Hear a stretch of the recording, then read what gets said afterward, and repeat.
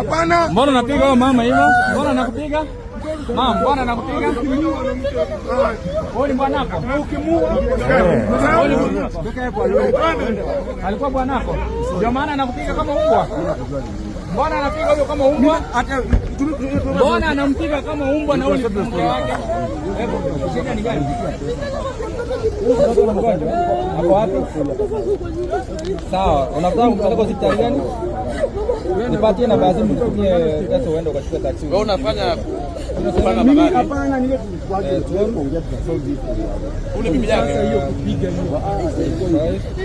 Bora anapiga mwanamke.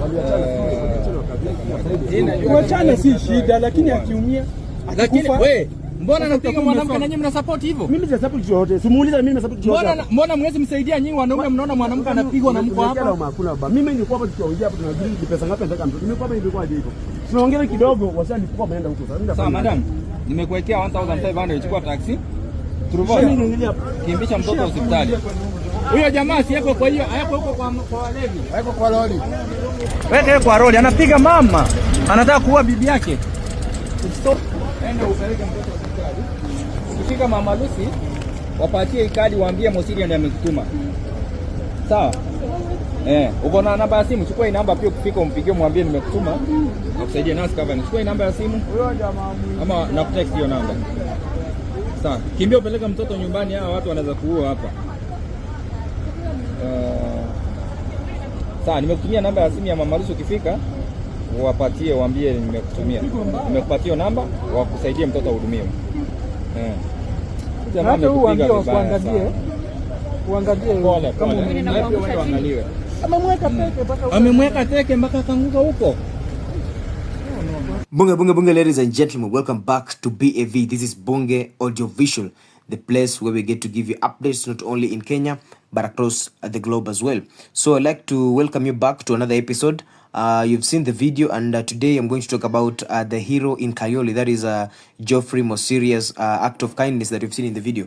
And you all know Geoffrey Mosiria amekuwa na very good reputation in the recent past, and I think it's something that most of the leaders need to embrace. And without further ado, let me just give you a breakdown of whatever has just happened before we discuss more about the video. So you've seen the video. Geoffrey Mosiria was trying to stop the man from hitting the woman, or rather inflicting what we call GBV, that is gender-based violence. And to him, he was able to exude so much frustration because the guy alikuwa hapo na pia mwanaume, the friend to the victim, the friend to the husband, huyo dem alikuwa pia hapo, but it was so unfortunate that he couldn't be able to help them out. So I'm a host, and today we are diving into a story that has captured hearts and sparked an important discussion on what we call domestic violence, responsibility, and the power of kindness. So imagine witnessing a man brutally beating his wife simply because she asked for money to take their sick child to the hospital. And now imagine stepping in and doing something about it. That's exactly what Geoffrey Mosiria did in Kayole. So let's discuss about what the flow of events in that particular context, or rather in that particular scene. So the question is, what really happened? So here's the story. A video surfaced showing Geoffrey Mosiria stepping in to save a woman who was being beaten by her husband, and her crime, simply asking for money to take their sick child to hospital. And in the video, we hear Mosiria confronting the man, asking, "Why are you hitting a woman like a dog? What's the problem?" Msikia vile alikuwa anauliza huyu jamaa bana, wewe mbona unapiga wife yako kama mbwa? Na anauliza wewe mwingine, wewe shida yako ni nini? Unaona? Anauliza pia huyo the wife to the guy mwenye alikuwa anampiga. So he was asking the woman, shida yako ni nini? And they asked the other guy, "Why are you beating your wife like a dog? Mbona unapiga wife yako kama mbwa?" But it didn't stop there. Seeing the urgent need, you see, Mosiria personally sent her 1,500 Kenya shillings fare to the hospital and questioned the husband's friend, asking why he just stood there watching the abuse unfold without intervening. So mbona alikuwa anauliza huyo jamaa bana, mbona friend yako anapiga wife yake na uko hapa unaangalia? And it gets better. Mosiria went further to ensure that the mother and the child got immediate medical attention by connecting her to help at Mama Lucy Hospital and securing a medical card through securing the medical card. And For me, I'll say now that's what I call taking action, because at first there was some sort of that was a very very controversial scene, but when Mosiria stepped into action, I think what was able to be witnessed at that particular moment was the fastest way of problem solving, because if you take a look at the bigger picture, domestic violence and bystander mentality ilikuwa hapo hivyo at that particular place. And talking about domestic violence, I'm talking about the scenario whereby the man had hit his wife, and the bystander mentality ndio huyo rafiki ya huyo mwanaume kufanya nini, kuja kusimama tu hapo na wenzao wanaanza kutandikana. So this incident actually sheds light on the harsh reality of domestic violence, of how still rampant it is in our communities, because many women suffer in silence, and even when it happens in broad daylight, people often choose to look the other way, because we've seen and this is not about just women, it's about men and women, because there's in some cases we usually experience situations whereby men actually get beaten by their own wives and or women, and they end up not even going to seek for help from anybody else. So it leaves them in a very very sad state as a man, because as a man, once you start being going through harassment by your partner, it means that your self esteem at the moment pia inakwanga nini, imeshukishwa. So this story, bystander mentality and the domestic violence part, I think is something that really raises a very very tough question in many of us, because how many of us would actually step in like Mosiria did if we actually witness such kind of violence? Because in most cases watu huwa wanapita pita, unaona watu wana fight, unasema hii ni mambo ya watu wawili, you can't even be able to go an extra mile and trying to and try to do some sort of investigation, just a rough investigation, to ensure that at least if you can be able to be of great significance to ensure that the fight has been stopped, then well and good, you'll have done something better. Because and you also need to ask yourself, what about if the husband's friend, what about the husband's friend with that particular case? Because why do some people remain bystanders instead of taking action? Because the truth is, silence enables abuse, and if more people spoke up and intervened, it means that we could start changing the dangerous this kind of dangerous culture that actually has eaten most of our most of our system.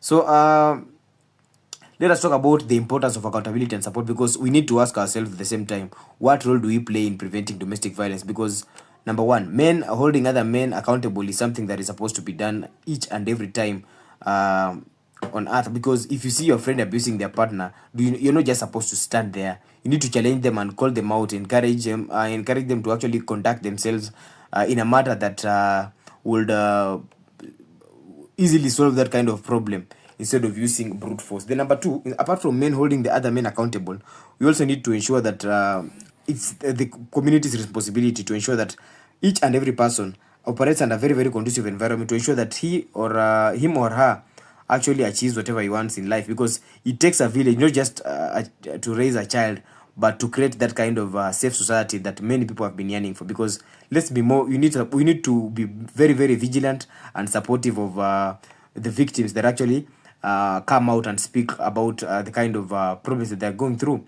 Then apart from our communities being responsible, it means another main issue we need to also take seriously about another issue that we need to take seriously is encouraging the art of being kind. Because Geoffrey Mosiria didn't have to help, but he did. Imagine if more of us extended that kind of a helping hand, instead of turning a blind eye, the same way the friend to the guy did in that particular situation. So it really made that situation more uglier than many had thought. And that really frustrated Geoffrey Mosiria, because he was wondering, how come do you call this guy a friend, yet he cannot even be there to help you solve a problem whenever you're having some sort of argument with your wife.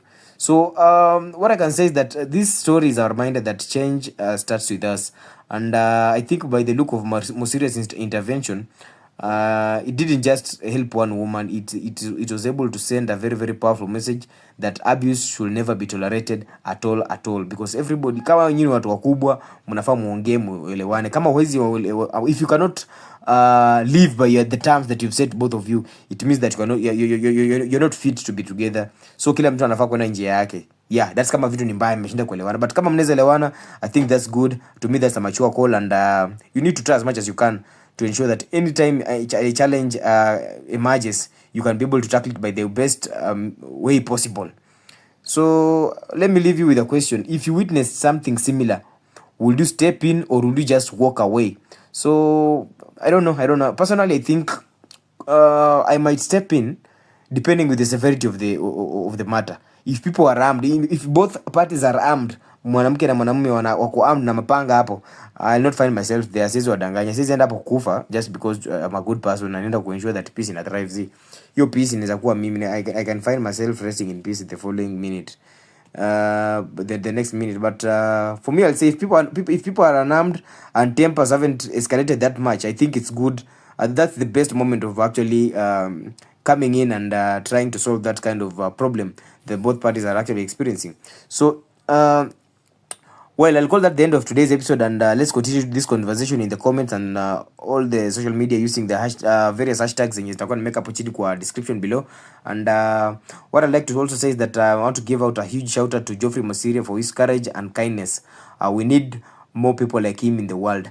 And also thank you for tuning in to Bunge Audio Visual, that is BAV. Don't forget to like, subscribe, and hit the notification bell, and let's keep the conversation going. Until next time, stay safe, stay aware, and always stand for what's right. That's all for today. Adios muchachos. Peace.